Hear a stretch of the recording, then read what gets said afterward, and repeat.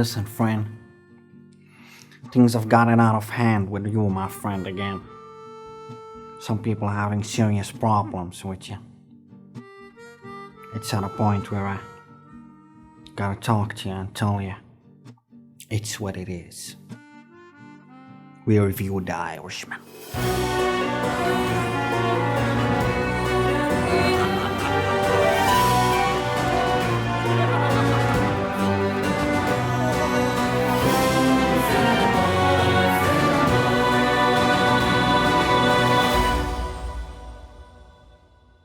مرحبا بكم إخواني أصدقائي عائلتي في أنحاء الوطن العربي. بحكم أني من الجيل المحظوظ اللي قدر له أنه يشاهد The Irishman سنة نزوله في 2019، ولاحظت معاه نزول فيديوهات كثير كافية رائعة تشرح وتراجع هذا الفيلم، إلى أني رفضت أن أمضي بسلام بدون أن أترك انطباعي عن هذه التحفة في القناة. The Irishman إخراج العريق مارتن سكورسيزي، بطولة روبرت دينيرو، الباتشينو، وجو بيشي، نص بيد الرائع ستيفن زيليان، وإنتاج نتفليكس. مبني على رواية I Heard You Paint Houses للكاتب ومحقق الجرائم السابق تشارلز برانت، واللي كتبه من اعترافات القاتل المأجور فرانك ذا ايرشمان شيرا قبل وفاته. القصة الحقيقية لاغتيال واختفاء جيمي هوفا ممكن تكون مختلفة في تفاصيلها عن اللي شفناها في الفيلم، بس هذا ما يعنينا. احنا فيلمرز جايين نقدر ونحلل ونحرق تحفة سكورسيزي المصنفة R، فأرجوك لا تكمل الفيديو لو ما شفتها، ولو ما شفتها أرحم نفسك، هذه تحفة سينمائية يا صديقي. روح خذ لك كاسة قهوة وافتح نتفليكس شوفها كاملة، وانا حروح لكاسة العنب والصامولي في الكورنر المعتاد انتظرك. Let's go. Hey, my friend. I got that kid I was talking to you about here. I'm gonna put him on the phone and let you talk to him, okay? Hello? Is that Frank? Yes. Hi, Frank. This is Jimmy Hoffa. مرحبا بكم مرة أخرى أعزائي الفيلمرز. في هذه المراجعة اسمحوا لي إنه إحنا ما نتكلم كثير عن عالم سكورسيزي الملحمي وأداءات دينيرو، باتشينو، بيشي الجبارة، والقدرة الإنتاجية والدي ايجينج. هذا الكلام حتلاقي منه كثير على يوتيوب. اسمحوا لنا هنا إنه إحنا نركز ونقدر النص بغض النظر عن الأسماء اللي وراه. شخصيتنا الرئيسية هنا هي فرانك شيران، جندي وسائق شاحنة معروف بولائه وحفظه للأسرار وسرعة إنهائه للمهمات. يبدأ يشق طريقه في عالمي المافيا والسياسة الأمريكية بالدم، ويقدر في النهاية يوصل للمكانة والمال اللي يبحث عنهم، لكنه يخسر أشياء كثير في الطريق. Where are you going? Going to work. Well, you know, there's a situation going on now, Frank. Big business and the government, they're trying to pull us down. فرانك جندي أعمى، بالنسبة له قتل بني آدم داخل مطعم وتوصيل بضاعة في شاحنة كلها نفس الشيء، كلها بالنسبة له عمل ولازم يتخلص. قدر يقنع ضميره بأنه الحياة والعمل شيئين منفصلين، وعاش بسلام لفترة، إلى أنه في بواقي ضمير داخله، أو أعتقد أنه في بواقي، خصوصا أنه شفناها تمثلت في بنته الصغيرة اللي كانت تشعر بكل الهوائل اللي يسويها وهي صغيرة، وهجرته لما كبر. It was like the army. You followed orders. You did the right thing. You got rewarded. شخصيتين رئيسيتين ساعدوا فرانك وصنعوا شخصيته. الأول هو راسل بوفلينو، زعيم عصابة إيطالي لعين، والثاني هو جيمي هوفا، رئيس نقابة سائقي الشاحنات وصديق فرانك، واللي يضطر لقتله نهاية الفيلم تنفيذا لأوامر المافيا اللي أسسته. ومن بعدها يقرر إنه يكتم أسراره في صدره وينسجن، ويبدأ العمر ياكله وأهله يتركوه وحياته تتلاشى، وينتهي بيه الحال عجوز عاجز وحيد نادم يبحث عن الخلاص. I know you read a lot of things about me. I just want to say I'm sorry. I know I wasn't a good dad. I know that. I was just trying to protect all of you. يبدأ الفيلم بأوبننج سين خرافي كعادة سكورسيزي، اللي ياخذنا من ظلام السينما لنور قصته، ويطفو بالكاميرا داخل بيت العجزة، ونشوف رموز الديانة المسيحية والخلاص، ونشوف عائلات تتشارك لحظاتها السعيدة، إلى أن نصل لفرانك وحيد عاجز. ونشوف أول شيء الساعة اللي في يده اللي عطاله إياها جيمي هوفا، وبعدها نشوف الخاتم اللي عطاله إياه راسل بوفلينو. ويبدأ فرانك بوجه شاحب ونبرة فويس اوفر ما حد في العالم كله يقدر يعطيك هي إلا روبرت دينيرو، ياخذنا لبداية القصة اللي جرت أحداثها على مدى أكثر من 30 عام. When I was young, I thought house painters painted houses.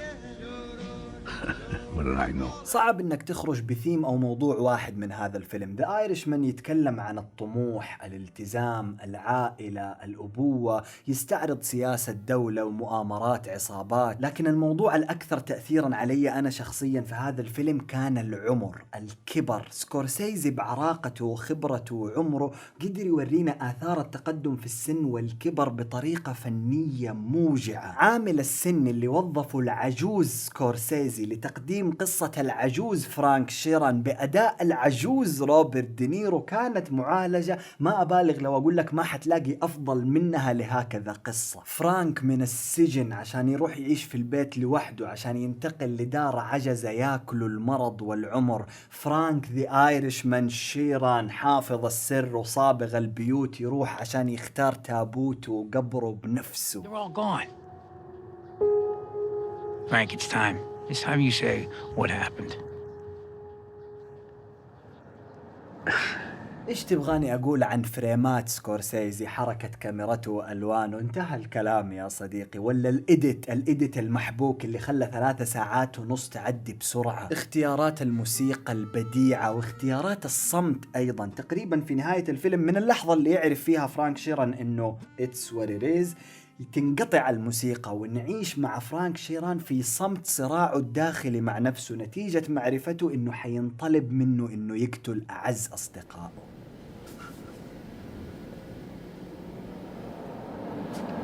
ما ابغى اغوص كمان في تقنية الدي ايجنج اللي كانت استثنائية حقيقة، رغم انه في لحظات تقدر يعني تحس شوية انه الانعكاسات غريبة او انه حركات اجسام الممثلين ابطأ كذا وعجوزة ما هي مناسبة لوجيههم واعمارهم، الا انه بشكل عام جود جاب، شكرا نتفليكس. وفي النهاية مهما كانت صورك المنتجة كمبيوتريا رائعة ما تقدر تنجح الفيلم الا باداءات فاخرة عتيقة ساحرة من 3 ممثلين جبابرة. خلونا نعترف انه دينيرو، الباتشينو، جو بيشي لهم مكانة خاصة في اللاوعي حق كل فيلمر وعاشق سينما، خصوصا في هذا الجانرا، وهذا يسهل علينا انه احنا نتصل معاهم من بداية الفيلم. لكن خذ في الاعتبار انه كلهم عندهم افلامهم السيئة الميتة في السنين الاخيرة، لكن لما يجتمعوا ال3 تحت يد سكورسيزي صعب يطلع معاك شيء ميت. I want you to meet my cousin Russell Buffalino. Better watch, there's a lot of tough guys around here. Did he tell you? دينيرو كالعادة is being دينيرو، يقدر يقول لك قصص كاملة بس من عيونه، أفضل من طبق نظرية less is more في هوليوود، متزن صلب ومع ذلك تأتأته ومخارج حروفه تخليك تكاد تجزم إنه هذا الرجل قاعد يرتجل، مستحيل قاعد يقرأ من نص مكتوب. Okay, whether you did it or not. That makes no difference to me. Yeah, I know. I'm here to defend you, right? Right.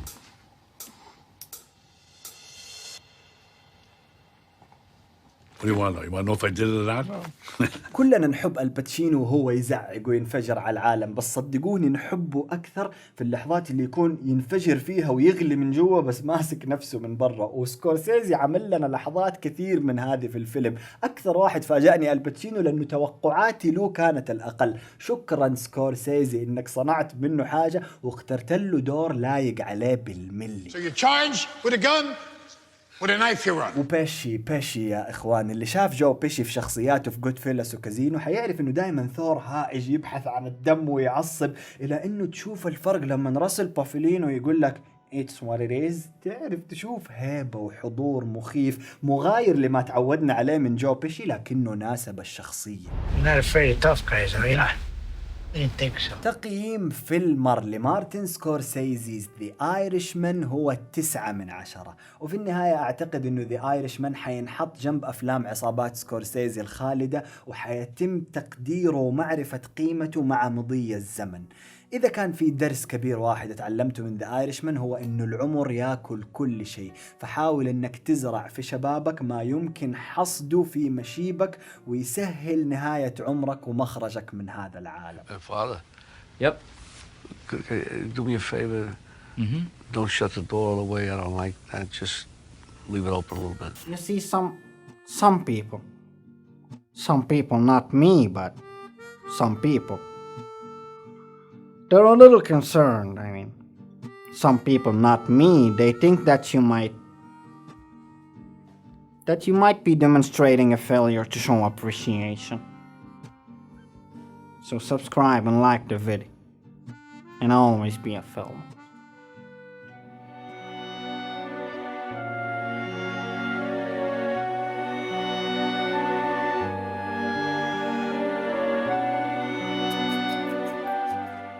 يا برو هذا صار فتة عنب، ما عاد ينفع، غيروه.